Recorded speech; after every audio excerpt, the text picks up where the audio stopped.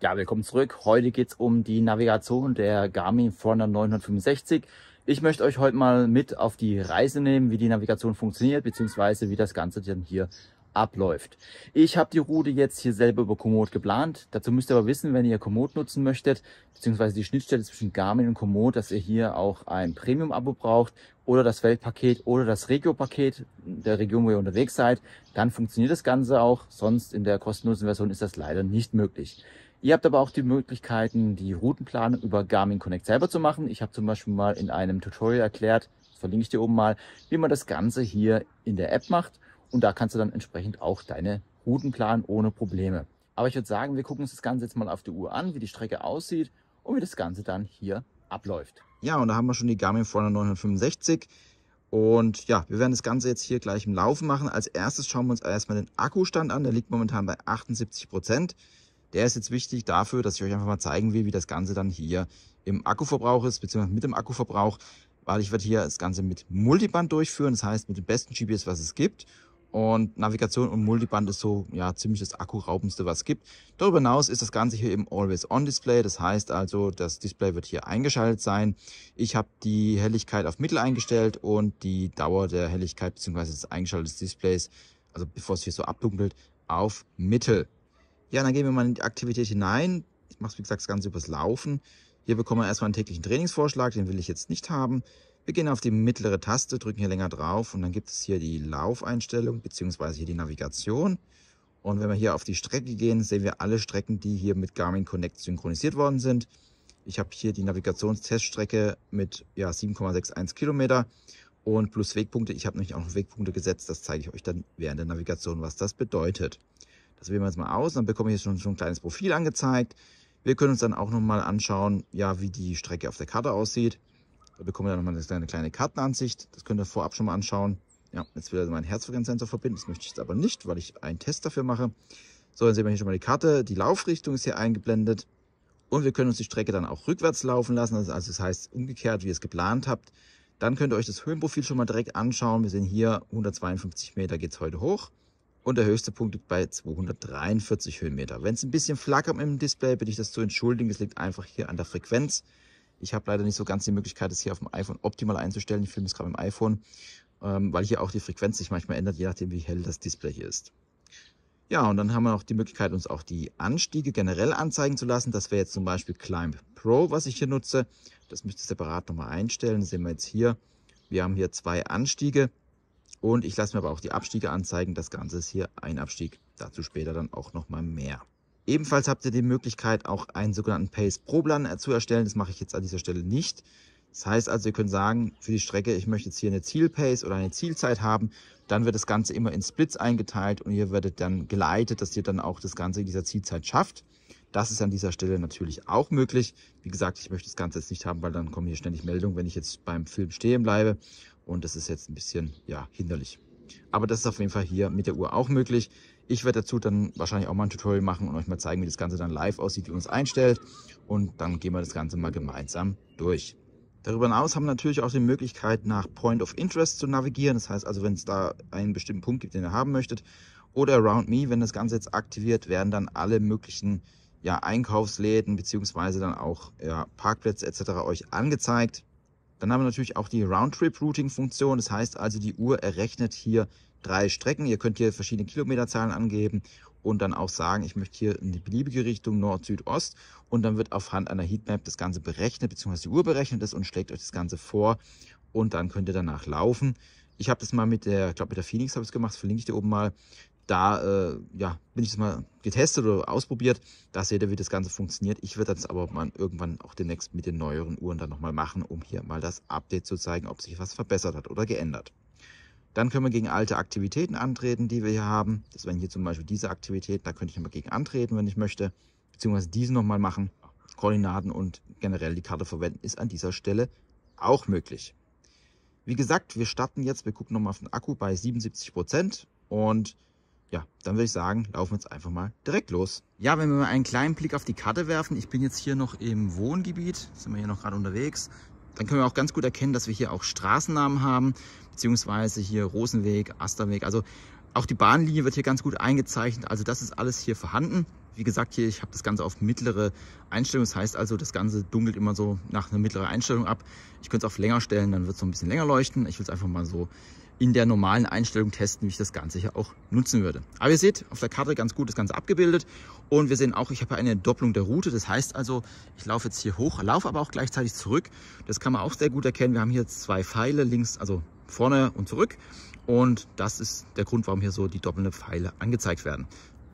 Ihr habt dann auch die Option, in der Karte zu zoomen. Das heißt also, wir können hier rein und raus zoomen. Das geht auch sehr schnell, wie wir sehen. Und ihr habt dann auf dem Touch-Display auch die Möglichkeit, hier dann ja, das Ganze nochmal anzuschauen, wie das hier läuft. Wir sehen hier, da biegen wir dann, beziehungsweise laufen hier geradeaus und hier geht die Route so ein bisschen auseinander.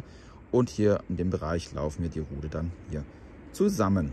Wir bekommen auch über die nächste Route angezeigt. Das wäre in dem Fall 145 Meter. Das ist jetzt hier vorne, wo es dann gleich rechts abgeht. Und da sehen wir auch dann, in 145 Meter geht es, wie gesagt, rechts ab. Und wir bekommen dann so knapp vorher ein kleines Signal angezeigt. 24 Meter vorher ein Signalton mit der Anweisung in 24 Meter rechts. So, wenn wir auf der Kreuzung stehen, sehen wir auch Rechtsabbiegung direkt. Und wir können sehen, also hier ist direkt auf der Kreuzung. Genauer geht es gar nicht mehr. Und wir können auch nochmal schauen. Wir sehen auch hier, da hinten ist ein See. Also das können wir jetzt nicht sehen, da hinten ist jetzt gerade ein See. Das kann man sehr gut auf der Karte erkennen. Und wir sehen auch hier, das geht immer so diesen Zoom-Modus herein. Da könnt ihr dann einfach auch die Karte nochmal genauer anschauen. Und da bewegt sich jetzt nicht. Da könnt ihr aber auch mit der rechten Taste dann wieder raus. Dann sehen wir hier nochmal der See. Und hier ist auch so eine gestrichelte Linie. Das ist der Weg, der hier reingeht. Das sehen wir, der ist abgezeichnet. Beziehungsweise dann auch hier, wenn wir das dann geradeaus sehen, geht es jetzt hier gleich über eine Bahnlinie vor. Dann sehen wir hier, die Bahnlinie ist eingezeichnet und geradeaus müssen wir laufen. Ja. I'm laying down to compile it.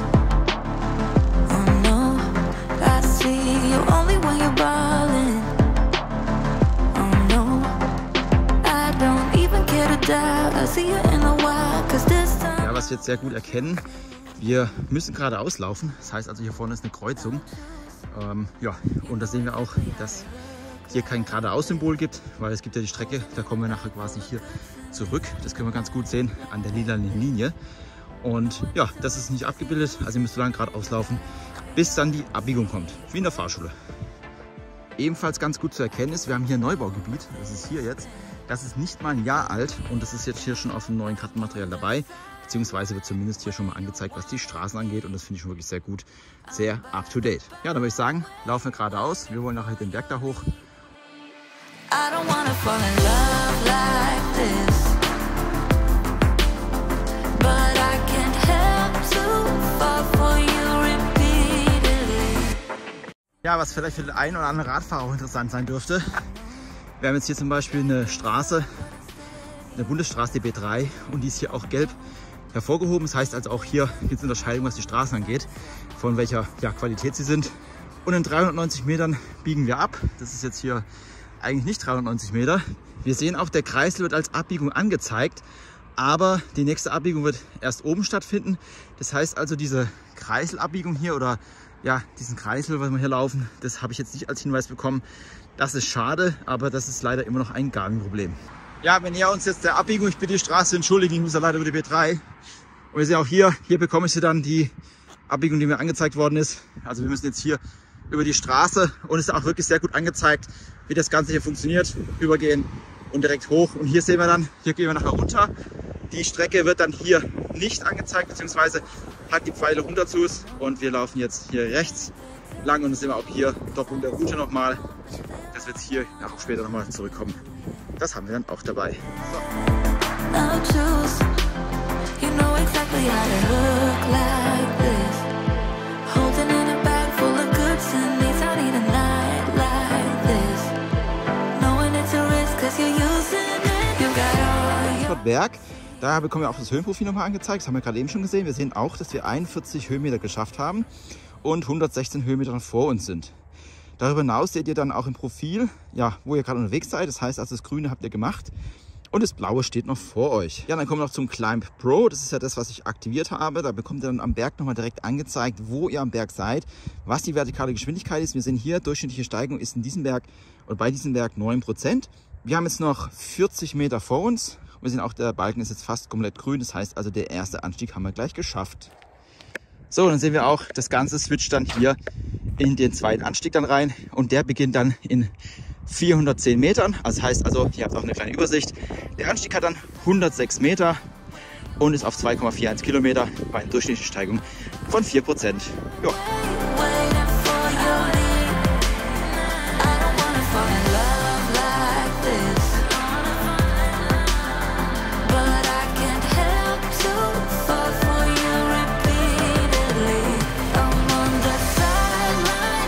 Einrichten könnt, sind auch Wegpunkte. Ich habe zum Beispiel jetzt hier eine Info eingefügt oder Sportgetränk.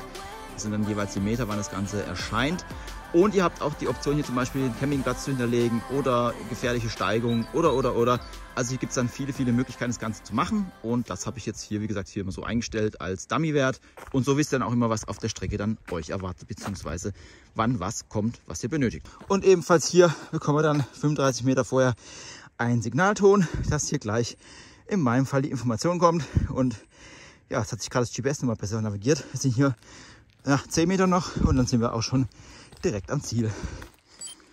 Ja, und wenn wir in der Information angelangt sind, bekommen wir hier auch nochmal das Symbol angezeigt, dass hier die Informationsstelle ist. Ja, was wir ebenfalls angezeigt bekommen, ist auch die Zeit bzw. verbleibende Distanz.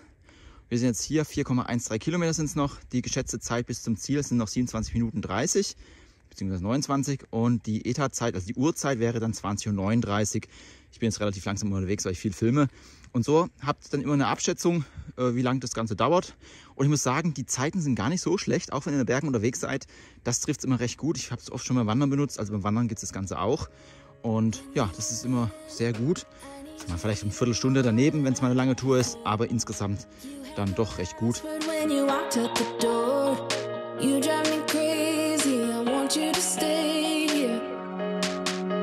Was ihr beim Laufen ebenfalls angezeigt bekommt, ist auch die Stamina-Funktion. Das heißt also, wie viel Restkraft ihr noch habt, um den Lauf einzuteilen. Das ist eine Option, die es hier gibt. Darüber hinaus bekommt ihr auch die Funktion der angepassten Pace. Die haben wir jetzt hier oben und die zeigt euch einfach an, ja, die errechnet euch, wie ihr den Berg hochlauft, was ist eine Pace wäre im Flachen und versucht es hier ja, mit dem Berg so ein bisschen zu verrechnen. Das ist ähnlich wie die Wattmessung, nur mit angepasster Pace oder mit Pace, damit ihr es besser einordnen könnt, wie schnell ihr seid, damit ihr am Berg nicht overpowert. Und ebenfalls werden natürlich auch die Werte wie Bodenkontaktzeit, Schrittfrequenz und vertikales Verhältnis, was die Uhr automatisch misst, auch unterstützt. Und zu guter Letzt, was nicht fehlen darf, ist auch noch die Wattmessung im Handgelenk. Die habt ihr dann an dieser Stelle auch dabei. Wir sehen hier durchschnittliche Leistung 196. Stehe ich gerade das Ganze auf 0 runter. Ja, bis auf die eine Abbiegung, die ich jetzt nicht bekommen habe, an der Kreuzung bzw. am Kreisel, kamen bis jetzt alle Abbiegehinweise. Das ist schon mal sehr positiv. Wir sind hier, steht jetzt gerade auf einer Kreuzung und kam auch direkt der Hinweis. Ich werde jetzt mal falsch abbiegen, um einfach mal zu schauen, wie lange die Uhr braucht, um zu reagieren. So, wir bekommen jetzt hier nach knapp 20 Metern schon die Abweichung angezeigt. Streckenabweichung. Wir sind jetzt hier, also wirklich hier ist die Kreuzung. Ja, hier stehe ich jetzt. Darüber hinaus habt ihr natürlich auch noch die Möglichkeit, das sogenannte Live-Track zu nutzen. Das heißt also, ihr habt einen Kontakt hinterlegt, der bekommt eine E-Mail und kann dann sehen, wo ihr unterwegs seid, beziehungsweise ja, was ihr gelaufen seid. Und bei der Navigation bekommt ihr darüber hinaus noch angezeigt, wo ihr dann hinlaufen wollt. Das ist eine rosa Linie. Das ist auch eine Option. Bei der Garmin Forerunner 965 kommt noch darüber hinaus hinzu, dass ihr auch Nachrichten schicken könnt. Das heißt also, die Kontaktperson, die Live-Track bekommt, kann euch eine Nachricht schicken und die wird dann euch auf die Uhr angezeigt. Und so könnt ihr miteinander kommunizieren während des Laufes, wenn jetzt irgendwelche Fragen sind. Das geht aber nur jetzt hier bei der Garmin Forerunner 965. Bei der Garmin Forerunner 265 ging das zu dem Zeitpunkt noch nicht. Ja, auch so Trampelpfade bzw. Trails. Ich laufe jetzt so einen Trail. Also ich habe jetzt nicht so die Berglandschaft um die Umgebung alles zu testen. Aber ich kann euch sagen, dass die Karten von Garmin, was zumindest hier für den normalen Nutzer angeht, doch alles wirklich gut da ist. Wir sehen hier, die Strecke ist einmal gut markiert. Wir können auch gut erkennen, wo wir langlaufen müssen. Und ja, wir laufen jetzt geradeaus. Ich bitte es ein bisschen zu entschuldigen, dass das jetzt mit der Helligkeit so ein bisschen blöd ist. Wird leider schon ein bisschen dunkler, weil der Regen kommt, der nicht kommen sollte.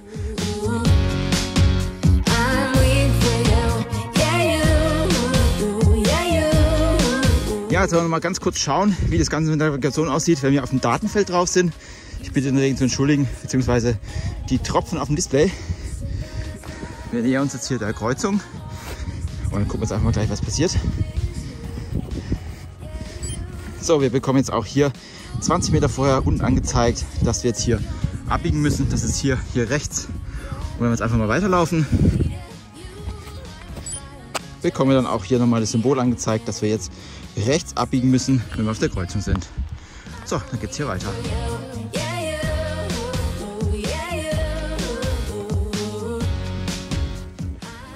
Man muss einfach das Beste draus machen. Einfach weglächeln. Was ein Ekelwetter.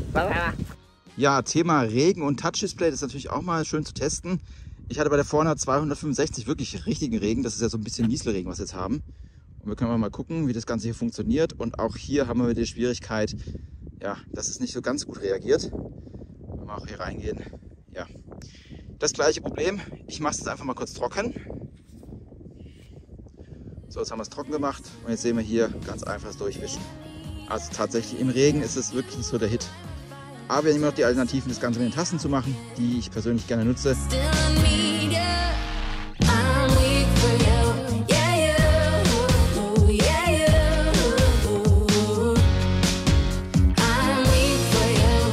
Ja, der Vollständigkeit halber, wir haben jetzt auch noch den Abstieg, 1,58 Kilometer, durchschnittlicher Abstieg 9% und die vertikale Geschwindigkeit wird angezeigt, wenn ich mich bewege. Das heißt also, das bekommt dann auch rein.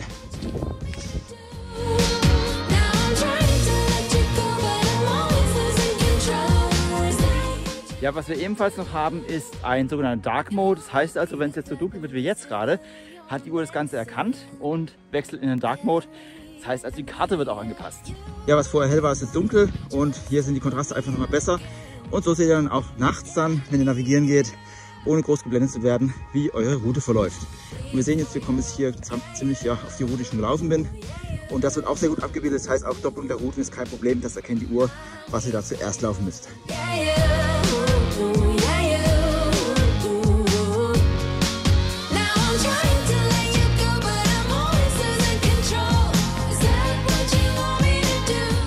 Ja, die Strecke haben wir nun geschafft. 1 Stunde 24, 7,83 Kilometer. Wie gesagt, das Ganze war jetzt mit Film, deswegen ist es im Lauf auch ein bisschen langsamer, aber ist jetzt egal. Und es ist auch so, je nachdem, welche Aktivität ihr auswählt, also Wandern, dann bekommt natürlich auch die Wanderspezifikation angezeigt. Oder beim Radfahren natürlich alles, was mit Radfahren zu tun hat, wird dann auch hier angezeigt. So, dann beenden wir das Ganze mal. Gehen wir jetzt hier raus, speichern das erstmal ab. Und hier können wir natürlich dann auch wieder unsere Empfehlung machen, wie wir das Ganze haben wollen, beziehungsweise wie wir das empfunden haben. Und dann wird das Ganze auch schon gespeichert. Und es ist auch so, dass ihr dann, wenn ihr die Aktivität mit der Navigation gemacht habt, dann werden auch die ganzen Trainingsdaten berechnet. Also das wird, ja, bleibt behalten. Das wird jetzt nicht irgendwie ausgeblendet. Das geht auch hier mit der Navigation. Dann sehen wir hier nochmal den Verlauf der Strecke. Beziehungsweise sehen hier, wie oft ich angehalten habe zum Filmen. Die Pace wird angezeigt. Die Wattmessung, Herzfrequenz, alles ist hier dann dabei für eure Auswertung. Dann sehen wir hier ein VO2 Max Training, was ich gemacht habe, beziehungsweise der Trainingseffekt wird auch mit reingenommen. Die Belastung ist bei 93 und VO2 Max bei 45, hat sich jetzt bei mir tatsächlich verbessert. Und dann schauen wir mal ganz kurz auf den Akkustand. Wir sehen es hier 68%. Ja, es gibt noch eine kleine Ergänzung, was die Navigation angeht, bevor wir jetzt hier zu den GPS-Daten gehen und zum Akkuverbrauch. Ich habe einen Kommentar gehabt, und zwar es ging beim Test der Forna 965 darum, dass ich gesagt habe, bei der Navigation hat man jetzt nicht so ein Rerouting wie zum Beispiel bei dem Garmin Edge. Das stimmt auch soweit. Das ist nicht so wie beim Garmin Edge. Was ich aber nicht gesagt habe oder was auch in einem Kommentar dann erwähnt worden ist, dass es auf der Forna 965 aber ein Rerouting gibt. Und zwar muss man hier was umstellen und dann bekommt ihr tatsächlich auch eine Route oder eine Neuberechnung der Route nach einer gewissen Zeit. Das heißt also, wenn ihr dann jetzt im Wald unterwegs seid, eine Alternative braucht, kann es die Garmin Forna 965 ebenfalls. Ich werde euch jetzt einfach mal zeigen, wie das Ganze funktioniert. Und dazu muss ich sagen, ich finde es auch echt klasse, dass ihr die Kommentare reinschreibt, weil mir kann es auch mal passieren, dass ich vielleicht eine Funktion tatsächlich nicht kenne. Die Uhren sind so umfangreich mittlerweile, dass es auch mir passieren kann, dass ich vielleicht nicht alles im Detail genau kenne, weil jetzt ich aus irgendeinem Grund das mal nicht gemacht habe. Ich habe die Uhr jetzt in der Standardversion genutzt und ich zeige jetzt einfach mal, wie ihr das Ganze hier umstellen könnt. Ja, wie stellen wir das Ganze ein? Ihr geht einfach mal in die Aktivität hinein, die ihr machen möchtet. Ich mache es jetzt hier mal im Laufen, das geht aber in den anderen genauso. Da geht ihr jetzt einfach rein, dann drückt ihr hier die linke mittlere Taste etwas länger. Dann müsst ihr hier in die Laufeinstellung gehen und hier gibt es dann den Menüpunkt Routing. Das wählen wir jetzt mal aus. Und dann sehen wir hier Aktivitäten, Laufen und Gehen, dass populäre Routen genommen werden sollen, dass wir hier Strecke folgen und wir können auch noch Vermeidung einstellen. Zum Beispiel, wenn wir hier reingehen, können wir sagen, unbefestigte Straßen möchte ich nicht machen oder Fähren etc. Das kann ich dann hier verwalten. Wir wollen jetzt aber das Ganze hier mit Rerouting machen. Wir haben jetzt standardmäßig, wie gesagt, Strecke folgen drin. Das bedeutet einfach, die Strecke wird wirklich konstant gefolgt. Es wird hier gar nicht eine Alternative gemacht. Also das heißt, Hier ist wirklich der Fokus auf ja, das, was sie navigiert hat, werdet dann verfolgt. Wir nehmen jetzt aber hier Karte verwenden und dann werden wir jetzt auch gleich sehen, wenn wir jetzt rausgehen wieder und jetzt hier eine Route starten, dass wir jetzt hier gleich dann eine Alternative bekommen, wenn wir da mal falsch abbiegen. Ich habe jetzt hier so eine Teststrecke gemacht, zum Beispiel für den Etrix Test 2. Das ist hier bei mir um die Ecke, da kann man das Ganze mal ganz gut anschauen. Das führen wir jetzt einfach mal aus. Wir sagen jetzt hier Strecke starten und dann dauert es einen kleinen Moment. Das Ganze wird berechnet und dann können wir jetzt auch schon hier loslegen. Ja, dann sehen wir jetzt auch die Karte, wir sehen auch die Linie, die wir laufen wollen, sind auch dabei. Und dann legen wir jetzt einfach mal los und schauen dann mal, was passiert. Also wir bekommen die Navigation hier jetzt ganz normal angezeigt, wie ihr das gewohnt seid, wann ihr abbiegen müsst, wann die nächste Abbiegung kommt. Jetzt hier in 13 Metern. Ich bin jetzt hier nicht ganz auf der Strecke gestartet, deswegen war hier eine andere Meterzahl gerade gestanden. Das ist jetzt hier 8,9 Meter, die erste Abbiegung. Hier kommt gleich die Kreuzung. So, und statt jetzt geradeaus weiterzulaufen, biegen wir jetzt einfach mal rechts ab. Wir sehen auch, der blaue Pfeil ist jetzt nicht mehr auf der Strecke, wir sind jetzt außerhalb der Route. Jetzt laufen wir einfach mal weiter. Was wir hier nicht mehr bekommen, ist auf jeden Fall der Hinweis, dass wir die Strecke verlassen haben. Das gibt es an dieser Stelle nicht mehr. So, jetzt sehen wir, jetzt sind wir hier falsch gelaufen und wir bekommen jetzt hier eine alternative Strecke angezeigt. Wir sollen jetzt die Straße hochlaufen, statt jetzt hier dann nochmal zurückzulaufen. Das hat aber jetzt eine Weile gedauert. Die rote Linie ist das, was ich gelaufen bin und das rosa da oben war das, was ich eigentlich laufen sollte. Ja, und es wäre jetzt einfach das, so würde ich wieder auf die Route zurückkommen, wenn ich jetzt hier die Straße hochlaufen würde. Dann habt ihr so eine Art Rerouting. Aber wie gesagt, es dauert echt eine ganze Weile, bis es hier anschlägt. Und so habt ihr aber wenigstens dann die Möglichkeit im Wald, wenn ihr da unterwegs seid, hier euch ein Rerouting anzeigen zu lassen. Ja, jetzt habt ihr ja gesehen, wie die Navigation in der Praxis aussieht. Interessant an der Stelle sind natürlich dann noch zwei Sachen, und zwar einmal die Akkulaufzeit und natürlich auch die GPS-Daten, die hier aufgezeichnet werden. Bei der Akkulaufzeit haben wir jetzt bei dieser Aktivität etwa 84 Minuten gebraucht und wie ich auch schon im Video gesagt habe, war hier die Datenaufzeichnung auf intelligent eingestellt. Ihr habt bei der Uhr die Möglichkeit, wenn ihr hier in die Einstellung hineingeht, auf Datenaufzeichnung zu gehen und hier zwischen dem Modus intelligent und jede Sekunde auszuwählen. Ja, was bedeutet das Ganze aber? Ganz einfach, bei jeder Sekunde werden wirklich jede Sekunde Daten aufgezeichnet. Das heißt also, das Multiband sagt jetzt nicht aus, dass es jetzt jede Sekunde aufzeichnet. Nein, ihr müsst es bei der Datenaufzeichnung auch wirklich so hinterlegen. Und dann ist es gerade, wenn ihr jetzt hier zwischen Häusern unterwegs seid oder im dichten Wald oder bei Felsen, kriegt ihr nochmal eine bessere Aufzeichnung als im intelligenten Modus.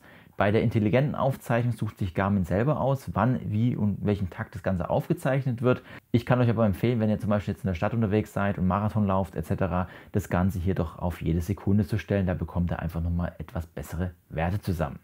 Und wenn wir uns jetzt die GPS-Daten mal genauer ansehen, sehen wir auch, dass wir hier wirklich sehr gute Werte bekommen, beziehungsweise die Uhr zeichnet hier wirklich das auf, was ich gelaufen bin. Sowohl jetzt bei dieser Aktivität, die wir jetzt hier gerade gemacht haben, als auch, wo ich jetzt im Urlaub unterwegs war und ich habe sehr viel navigieren lassen mit der Uhr, war ich in mehreren Städten unterwegs. Auch das wurde immer alles sehr, sehr gut und akkurat aufgezeichnet und auch wirklich da, wo ich dann hier entlang gelaufen bin. Auch was die Entfernung angeht, so gab es keine großen Abweichungen zwischen der geplanten Route und der tatsächlich gelaufenen Route.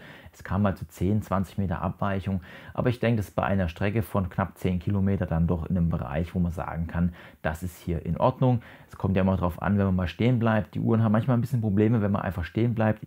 Ich bleibe halt viel stehen, weil ich dann filme. Da kann es mal sein, dass es hier zu Messfehlern kommt. Wenn wir uns mal die Akkuverbräuche anschauen, ich habe die jetzt hier aufgeschrieben, deswegen gucke ich jetzt hier so ein bisschen rüber. So haben wir jetzt bei der Aktivität, die ich euch gezeigt habe, im Intelligent-Modus ja 9% Akkuverbrauch. Das heißt also gestartet mit 77 und mit 68 das Ganze beendet. Und so komme ich hier roundabout auf etwa 16 Stunden Laufzeit. Dabei kommt es aber darauf an, wie oft drehe ich die Uhr, wie oft schaue ich drauf, mache ich da was drauf oder ja, wie viel Abbiegung habe ich auch, das ist auch ein Einfluss, weil wie oft muss die Uhr dann hier ein Signal geben. Das sind natürlich hier so Einflussfaktoren, die natürlich die Laufzeit hier variieren können. Ich habe das Ganze natürlich dann im Multiband und in jedem Sekundenmodus auch nochmal getestet und da kam ich dann hier auf 12 Stunden Laufzeit. Das Ganze war im Stadtgebiet, das heißt also hier war die Messung auch etwas schwieriger. Das heißt also etwa 4 Stunden weniger, was die Navigation mit dieser Einstellung angeht. Dann haben wir natürlich auch noch die Option, das Ganze auf SatIQ zu stellen. Das heißt also, Garmin sucht sich selber heraus, ob es jetzt auf Multiband gehen soll, auf alle GPS-Systeme. Und je nachdem, wie der Empfang ist, berechnet die Uhr das dann hier individuell aus, beziehungsweise sagt dann hier, okay, ich muss jetzt ins Multiband gehen, weil einfach zu viel abgeschaltet wird und die Signalstärke schwach ist. Und da ist natürlich der Akkuverbrauch etwas höher. Und so kam ich hier mit SatIQ auch im Stadtgebiet ebenfalls Navigation mit jeder Sekunde auf etwa 14 Stunden Laufzeit. Das heißt also, das sind hier 2 Stunden mehr als der gleiche Modus im Multiband. Ihr seht also, ihr habt keine Probleme hier lange Wandertouren zu machen, und ich muss auch sagen, ich habe ja die Uhr mit Pulsoximeter laufen gehabt, dann die Helligkeit 2 von 3 eingestellt und auch die Display-Helligkeit bzw. wie lange das eingestellt ist auf 30 Sekunden eingestellt gehabt. Das heißt also, nach 30 Sekunden dunkelt es dann wieder ab.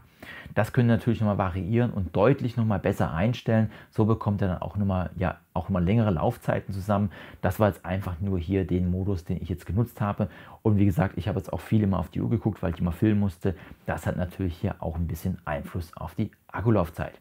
Ja, ich hoffe, ich konnte euch einen kleinen Eindruck geben, was die Navigation der Garmin Forerunner 965 angeht. Wenn dich der Test zur Uhr interessiert, das verlinke ich dir oben mal, da kannst du mal reinschauen. Da muss ich mich aber schon mal entschuldigen, da gab es leider ein Tonproblem. Das heißt also, wenn du auf Kopfhörer schaust, kann es sein, dass du es nur auf einer Seite des Kopfhörers hörst. Am Monitor fällt es jetzt nicht so auf. Also von daher empfehle ich das Ganze vielleicht nicht über Kopfhörer zu hören, aber den Test habe ich dann gemacht. Und wenn dich noch mehr zum Thema Garmin interessiert, ich verlinke dir auch mal meine Garmin-Playlist, kannst du oben mal reinschauen. Da ist alles rund um Garmin. Und falls du ganz neu auf dem Kanal bist, ich verlinke dir auch meine Best-of-Playlist meines Kanals, da kannst du mal reinschauen, was hier sonst noch alles stattfindet. Ich habe noch von anderen Herstellern hier Uhren, auch Fahrradnavigation, das ist hier auch verlinkt. Ich würde mich natürlich freuen, dich hier auf dem Kanal wieder begrüßen zu dürfen. Ansonsten bedanke ich mich für deine Zeit. Tschüss, bis zum nächsten Mal.